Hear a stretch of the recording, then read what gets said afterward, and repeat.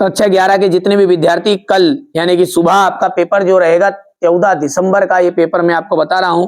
निम्नलिखित में से कौन सा विषय कालिक संश्लेषण करता है? इतिहास। बरखान का निर्माण किस कारक के द्वारा होता है? पवन के द्वारा। वायुदाब मापने का यंत्र है बेरोमीटर। जैव विविधता का संरक्षण निम्नलिखित में किसके लिए महत्वपूर्ण है? सभी जीवधारी। बिहार का शोक किस नदी को कहते हैं? कोसी नदी को। ठीक है। इसके बाद में निम्नलिखित में से कौन सी नदी पंचनंद में शामिल नहीं है? सिंधु। ठीक है। इसके बाद हम आगे बढ़ते हैं। भू आकृति विज्ञान तथा जलवायु विज्ञान का अध्ययन भौतिक भूगोल के अंतर्गत किया जाता है। प्रशांत महासागर के किनारे पर सक्रिय ज्वालामुखी का क्षेत्र रिंग ऑफ फायर कहलाता है। आकाश का रंग नीला प्रकीर्णन प्रक्रिया के कारण दिखाई देता है। भूतल वहां बिंदु जो भूकंप के उद्गार केंद्र के समीप होता है वो अभिकेंद्र कहलाता है। बहुत सी संबंधित भू आकृतियां मिलकर भूदृश्य, ठीक है, भूदृश्य बनाती है। सबसे अधिक गर्त महासागर प्रशांत महासागर में मिलते हैं। संवहन धारा सिद्धांत है, ठीक है, आर्थर होम्स है, राजस्थान। अगला है आपका भूकंप मापी यंत्र को कहते हैं सिस्मोग्राफ कहते हैं।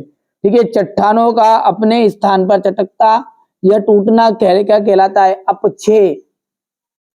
शीत वर्ताग्र के साथ किस प्रकार के मेघ बनते हैं? कपासी मेघ। समान भौतिक लक्षणों वाले जीवों के समूह को क्या कहते हैं? प्रजाति कहा जाता है। ठीक है। भारत देश की आर्द्र भूमि को कितने वर्गों में रखा जाता है? 8 वर्गों में। सत्य सत्य की बात करें तो पहला आपका सत्य रहेगा, दूसरा, तीसरा, चौथा और पांचवा जो है आपका असत्य रहने वाला है। बढ़िया से आप तैयारी कर लो, यही प्रश्न आपको आज परीक्षा हाल में देखने को मिलेंगे। भौतिक भूगोल क्या है?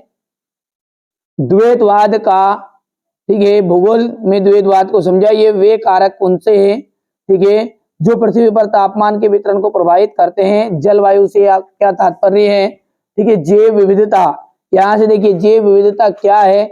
विश्व में जैव विविधता के हॉट स्पॉट कौन कौन से हैं? भारत को उपमहाद्वीप क्यों कहते हैं?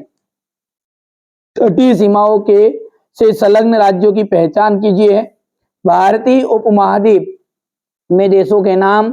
यहां से आप तो बढ़िया से कंप्लीट करो। मैंने बोला ना, जो बच्चा अच्छे से तैयारी करना चाहता है, एकदम ओरिजिनल चीजें बता रहा हूँ। जो बच्चे से फर्जी समझेगा बाद में बहुत ज्यादा पछताने वाला है वो बच्चा। ठीक है। यहाँ से देख लीजिएगा, भूकंप के कोई 2 हानिकारक प्रभाव लिखना है। कोसी नदी को बिहार का शोक क्यों कहते हैं? वायुमंडल में क्षोभ मंडल का महत्व लिखना है। पृथ्वी पर तापमान की पेटियां। महासागरीय उच्चावाचन की प्रमुख लघु आकृतियों का वर्णन कीजिए। ज्वार भाटा का मानव के जीवन में क्या महत्व है? पूर्वी तटीय मैदान पश्चिमी तटीय मैदान में अंतर बताइएगा। उत्तर भारत की नदियों की विशेषता है।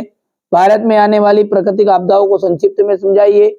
बिग बैंग सिद्धांत को सचित्र वर्णन कीजिए। पी तरंग और एस तरंग में क्या अंतर है?